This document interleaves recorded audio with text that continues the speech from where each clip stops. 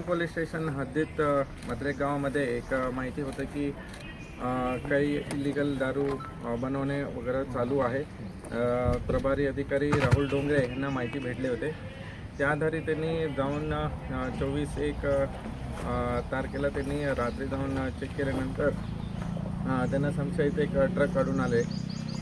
ते ट्रकमध्ये कसं आहे की वरती वेगळं सामान ठेवलेलं आहे आणि खाली दारूचं बॉटल्स वगैरे होते। त्या अनुषंगाने त्यांना संशयित वाटलं की हे देशी दारू कसं बनवतात। त्यांनी ते चौकशीनुसार तिथं फॉलोअप करून ते मूळ स्पॉटला गेले। ते स्पॉटला पूर्ण एक फॅक्टरीसारखं सेटअप होतं।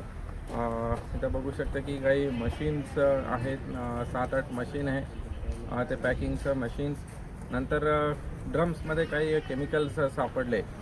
ते केमिकल्स काही कंपनीमध्ये बनवतात, मोनो इथिलीन ग्लायकॉल, नंतर स्वीटनर्स आहे, काही पॉलिमर्स यूज करतात। हे इथून ते केमिकल। राज्यातील महत्त्वाच्या आणि आपल्या भागातील ताज्या बातम्या पाहण्यासाठी आजच आमच्या परिवर्तन 24 न्यूज चॅनलला यूट्यूबवर सबस्क्राईब करा आणि बेल आयकॉन प्रेस करा।